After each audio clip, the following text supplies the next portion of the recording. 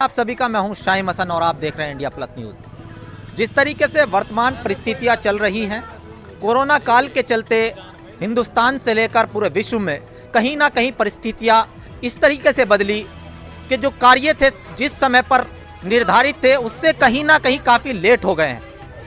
फिलहाल की स्थिति आप जानते हैं, इंडिया प्लस न्यूज़ लगातार आपको दिखा रहा है किसान आंदोलन से लेकर हर वो खबर जो जिससे आम आदमी जुड़ा हुआ है।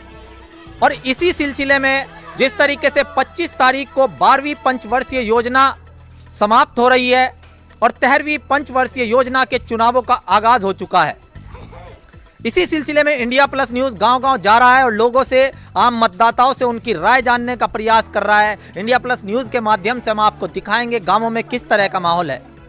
जिस तरीके से 25 तारीख को ग्राम प्रधानों का कार्यकाल समाप्त होने के बाद एडीओ पंचायत को प्रशासक के रूप में गांव में नियुक्त किया जाएगा और जिस तरीके से मुख्यमंत्री ने बैठक में निर्णय लिया था कि मार्च के अंत तक चुनाव हो जाने चाहिए और कार्य वोटर लिस्ट प्रकाशन और अन्य जो कार्य हैं वो पूरी तेजी के साथ चल रहे हैं। इस बीच बोर्ड का एग्जाम भी है, लेकिन उससे पहले या उसके बाद चुनाव हो जाएंगे, इस तरीके से माना जा रहा है। इसी सिलसिले में मैं फिलहाल ककरौली थाना क्षेत्र के अंतर्गत आने वाले गांव खेड़ी फिरोजाबाद में मौजूद हूं और आपको लेकर चलता हूं। मेरे साथ एक युवा वोटर मौजूद हैं, इनसे बात करते हैं। आपका नाम?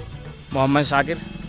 शाकिर, आप जिस तरीके से युवा हैं और इस बार वोट डालेंगे, शायद पिछली बार मुझे नहीं मालूम आपने डाला था कि नहीं, लेकिन इस बार आपका वोट पक्का बन गया होगा, तो किस तरह की स्थिति रहेगी आपके गाँव में पंचायत चुनावों को लेकर?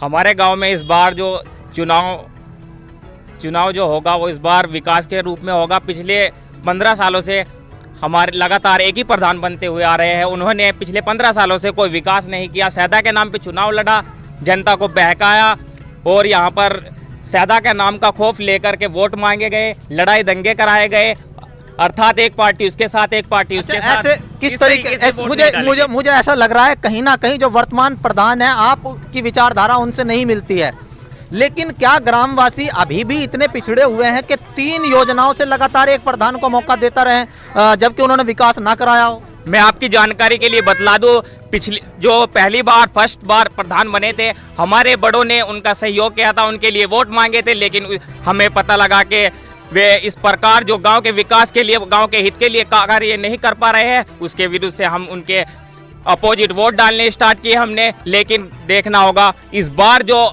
गांव की नीति है, आप उसे छोड़ दीजिए, किसके विरुद्ध हैं किसके पक्ष में है मैं ये नहीं पूछना चाहता हूं। आपका जो इस समय वर्तमान में ग्राम प्रधान है, मुझे उससे कोई लेना देना नहीं है।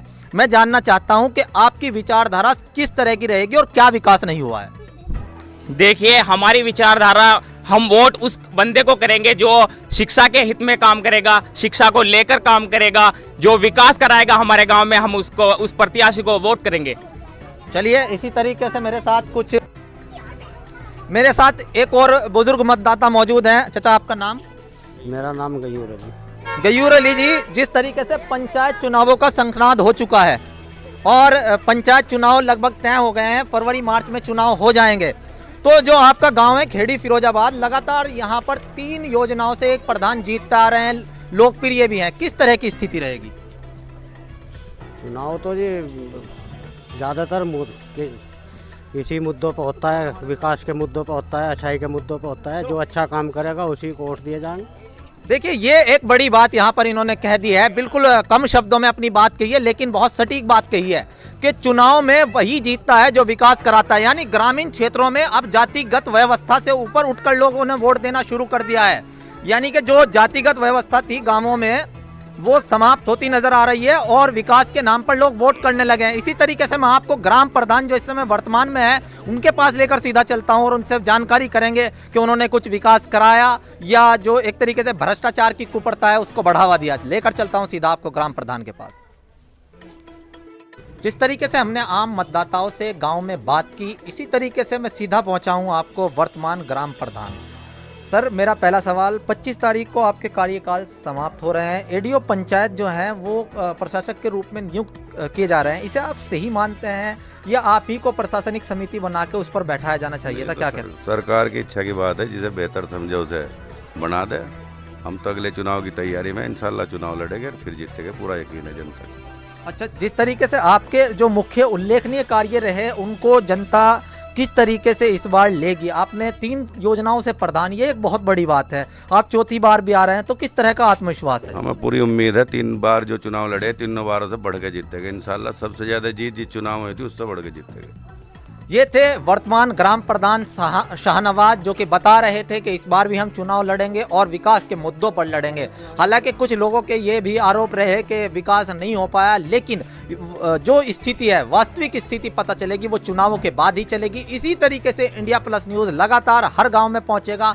हमारा प्रत्येक संवाददाता जहां पर नियुक्त है वो उसी तरीके से कार्य करेगा और पहुंचाएगा आप तक हर अपडेट। मैं कुछ और सवाल इनके मन में कुछ बात आ रही है, कहना चाहते हैं? भैया विकास से अलग हट के हमने गांव में जो लोग किसी पे जुल्म करते थे वो जुल्म नहीं होने दिया। ना जुल्म किया, ना जुल्म होने दिया, ना जुल्म होने देंगे, ना जुल्म करेंगे। मेन मुद्दा है विकास की। रही बात, सरकार जितना पैसा देती है वे सभी प्रधान लगाते हैं, वो अकेला मैं नहीं लगाता, वे सभी लगाते हैं। जितनी % में किस्त आती है वे सभी लगाते हैं। विकास लेकिन मेरा यहाँ एक सवाल आ रहा है कि कहीं ना कहीं प्रधानों की भ्रष्टाचारों की कुपर था और जांच भी बैठाई जाती है, उसके बारे में वो अलग चीज़ है। लेकिन हमने जो जनता का यहाँ विश्वास जीता, इसलिए जीता। हमने जो पूरी मेहनत करी, जितने मकान हमने बनवाए पश्चिम उत्तर प्रदेश में भी किसी ने नहीं बनवाए।